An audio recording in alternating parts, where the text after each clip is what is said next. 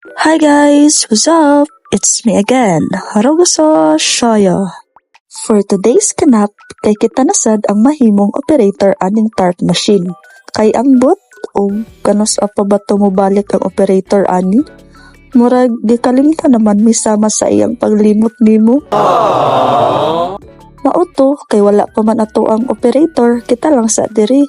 Before ta maka-print ato asa ning i-wrapping ang file. Unahon sa day nato ni print ang sticker kay kuhaon daw ni pagkahapon. Unya i-manual cut para ba unya i-laminate pa ni. O dili sa day nato ni kalimtan og release ang sa likod para dili sad magkalisod og bira ang ruler.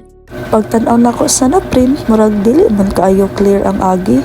So mauto ako sa siyang gipost, gipakita sa ato ang artist ifing ani bagjod ang ilahang logo. After ato, nagprint na lang kog balik ug sa ako ang nakita, clear na siya. Sa first buga lang siguro to sa ink moong naing ato iyahang result. Dili sa di ay nato kalimtanig on iyahang fan, unya i-check nato kung naabay hangin. Ato aning paandaron aron mas dali ra siya mauga.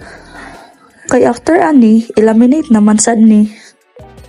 Kay wala naman tay sticker na need i-print, mag-ilis na sad tag media na tarpaulin.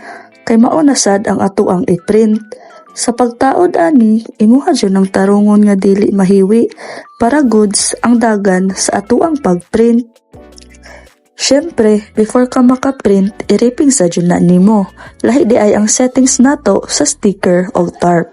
Kung sticker ka, dapat naka-uni, tapos naka-high precision, tapos 4-pass ato ang gamit. Kung tarpaulin sad ka, by ato ang gamit, unya high speed og 4-pass gihapon. Kay human naman tag-print, ato asan ni ihalay-halay diri. Kay wala man si Dexter, unya wala pud si Kuya Boyet, aw, matik, kita sa magbuot-buot diri og laminate.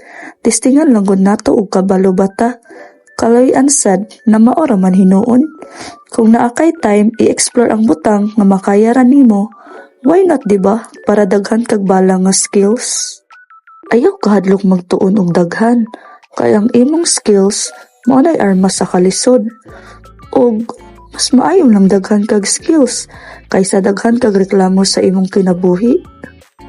Og isa pa, kung daghan kag nakatunan, mas daghan sad og oportunidad nga moabot sa imuha. Kay bisan pa man og bali-balihon, ang knowledge ug skills jud ang investment nimo nga dili ma-fade, dili makawat, pero pwede nimo ma-share sa uban. After nato maglaminate, diri na sad ta sa pagkat aning allowance kay dili daw pabutangan sa client. Og butangan na sad nato ni og eyelet. Og pagkahuman-human na, pag uli na ko sa udto para maniudto, lisod sad og mamahaw sa udto, lain sad kaayo. Maoday ni ako ang naaptan na nag-repair sa amo ang kwarto. Muluag-luag na jud taon ni ato ang kwarto ani. Og si isa ka kuya, naa siya diri, nagmasa-masa og simento. Sige ya ka na iyapas-pasiya. At sa aking pagbabalik, ay sana all mobalik. Kitabangan di ay ko ni ate diri og plaster anang mga butang-butang nga nagatang sa dalan. Ug ni sa karata kadali sa may tahian para ihatag ang checklist aning blue na polo shirt. Ihatod na sa diay ni nato ang flash drive kay basin na pa sila'y ipaprint. Tarang di arabadan! Ang may wakang mensahe! Mutabang na dayon taog kat aning sticker nga giprint nato ganina. Ato ana ning gipaspasan no kay basig mo abot na ang tag-iya.